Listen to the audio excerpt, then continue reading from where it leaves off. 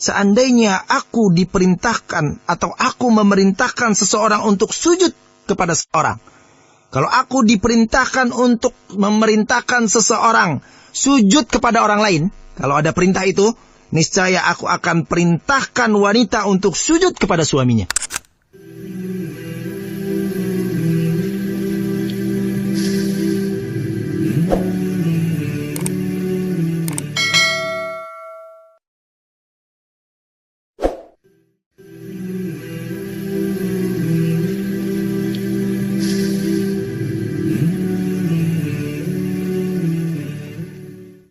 Wanita yang salihah.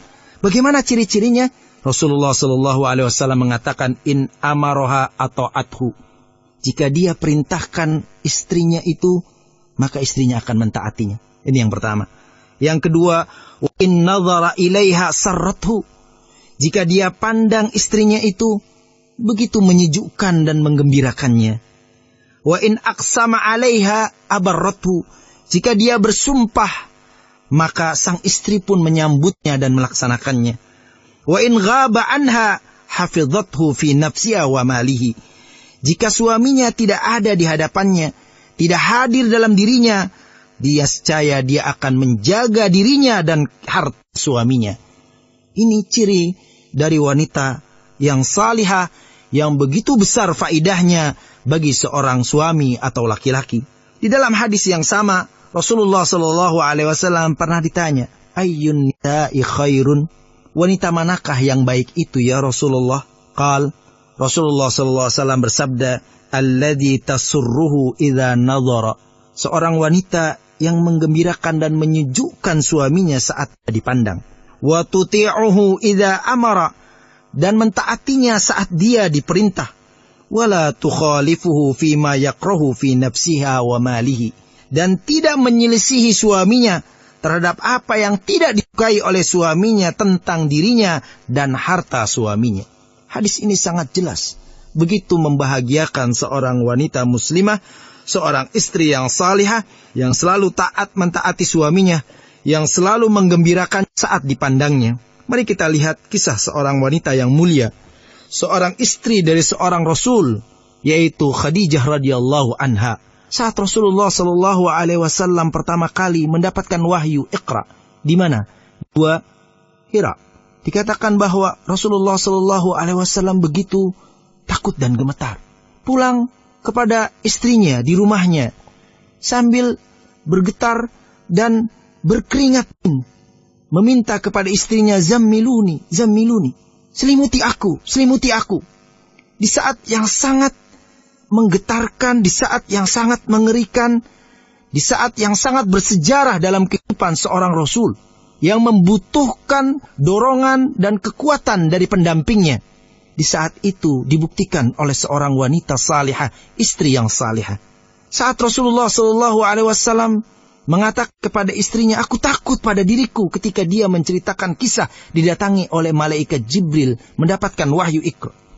Tetapi sang istri dengan sangat lembut sambil menyelimuti sang suami mengatakan, kalla, kalla, absyirullahi, la yukhzikallahu abada.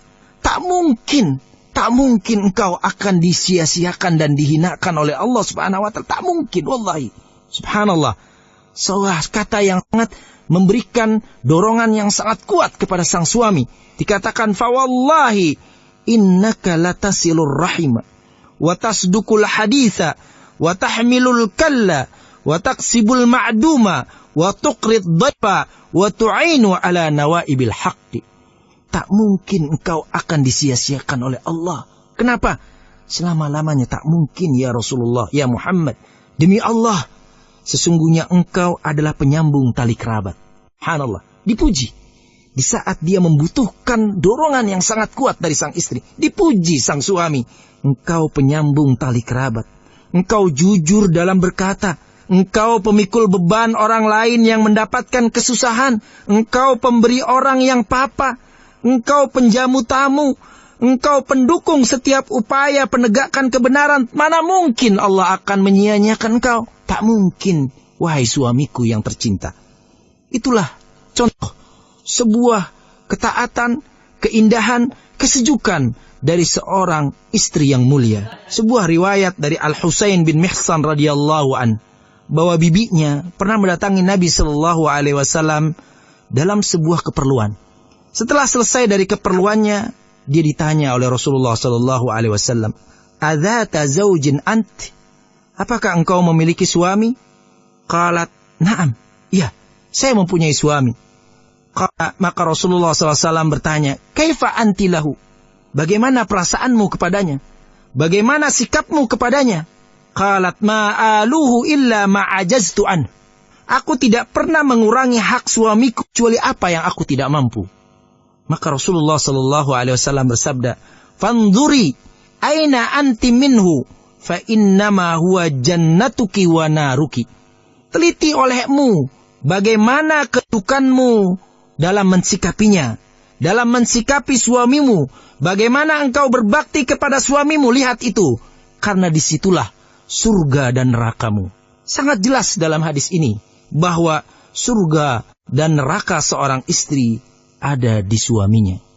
Sehingga Rasulullah SAW dengan sangat tegas pernah bersabda yang sangat menggetarkan hati-hati kita.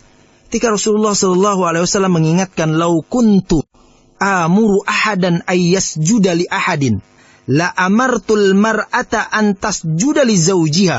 Wala tu'addil mar'atu haqqallahi azza wa jalla 'alaiha kullahu hatta tu'addi haqqa zawjiha 'alaiha kullaha hatta law sa'alaha nafsaha wa hiya 'ala dhahri qatabin la'a'tathu iyyahu."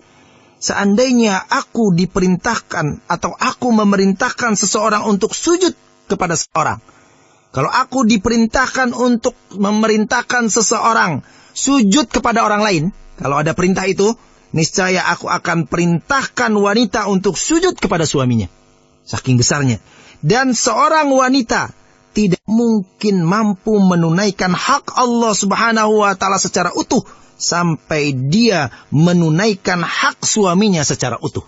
Sampai-sampai seandainya suaminya meminta dirinya saat dia sedang dalam perjalanan di atas unta, niscaya dia harus mau menerima permintaan suaminya itu, tanpa memandang mau di atas unta ataupun bukan di atas unta. Di hadis yang sama, tetapi dengan kalimat yang sedikit berbeda, bahkan lebih mengerikan lagi, seandainya kita mau merenungi hak seorang suami, Rasulullah SAW bersabda, "La yasluhu basyarun ayyasjuda li basyarin, walau saluha yasjuda basyarun li basyarin.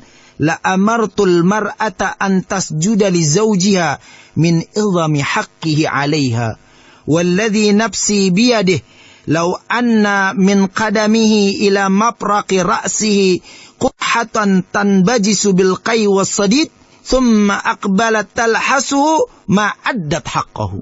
Tidak layak seorang manusia sujud kepada manusia lain. Seandainya layak manusia tertentu sujud kepada manusia yang lain, niscaya aku akan perintahkan seorang istri untuk sujud kepada suaminya karena begitu besar hak suaminya kepadanya.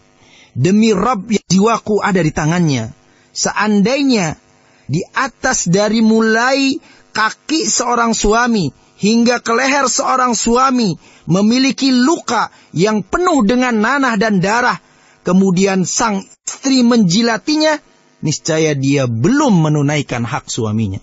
Indah sekali dan besar sekali. Sampai-sampai kita perlu ingat, bagi ukhti muslimah, bagi istri-istri yang salihah, ayyuma mra'atin matat wa zawjuha anha radin dakhalatil jannah. Wanita mana saja, istri mana saja yang saat dia mati, suaminya begitu ridha kepadanya, maka dia akan memasuki surga.